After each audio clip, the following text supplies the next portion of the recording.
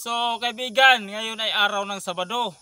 So maglagay tayo ng pataba sa aking tanim na Baguio beans. Ganon pa rin kaibigan, sa isang drum na malaki, ang inilagay ko na abono sa ngayon na 9 kilo lang kasi pangalawang abono ko na to. So let's go! It's my life.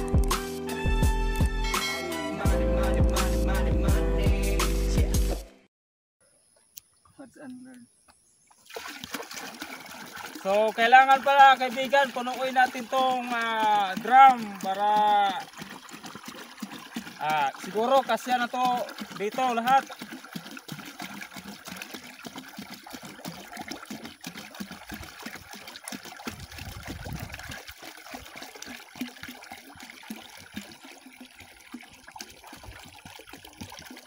Simulan ako maglagay ng abono kaibigan.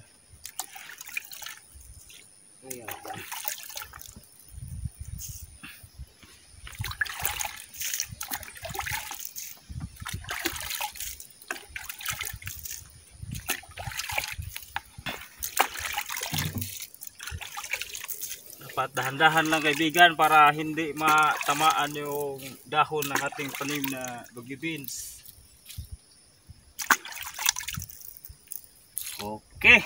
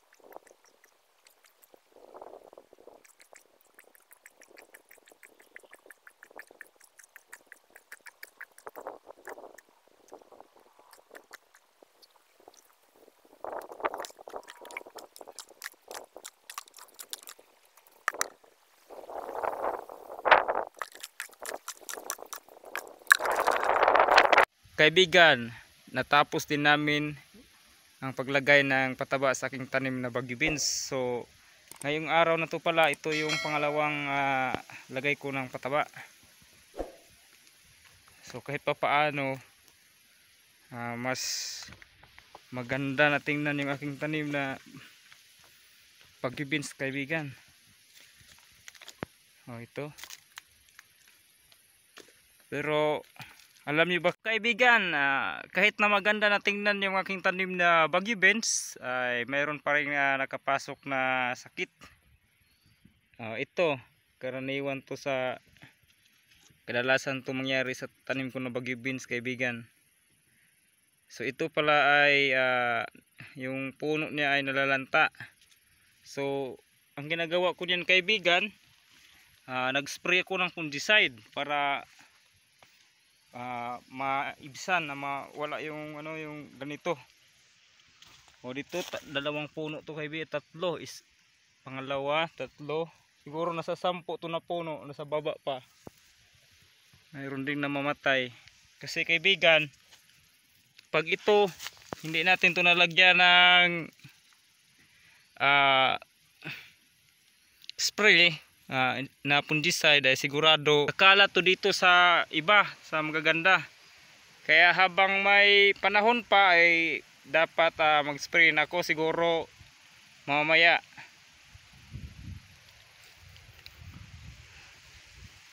So yung nasa dulo kaibigan na hindi pa masyadong maganda tingnan kasi kuli yang tinanim. So itong dito banda ay maganda na.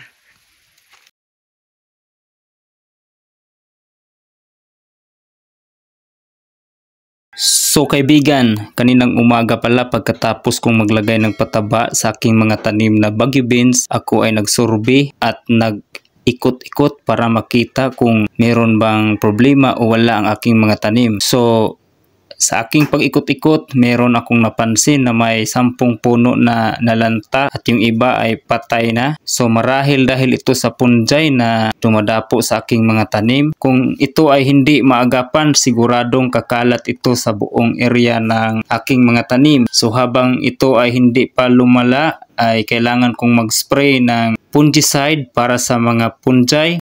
At haluan ko na rin ng insecticide para sa mga insekto. Para pagdating ng araw ay meron akong maharbis na malulusog at sariwa na mga gulay at marami din ang aking maani. About pala sa fungicide at saka sa insecticide kaibigan, nasa inyo na yun kung ano ang gusto nyong pangalan, kasi pag hindi nyo alam, magtanong lang kayo sa mga Agribit Supply. So kung bago pa lang kayo sa aking channel kaibigan, pahingi na lang ako ng isang subscribe. Kung medyo mahirap-hirap yung subscribe, pahingi na lang ako ng isang like, comment at share. So thank you for watching and God bless po sa inyong lahat mga kaibigan. Please subscribe my YouTube channel. Maraming salamat aking mga kaibigan.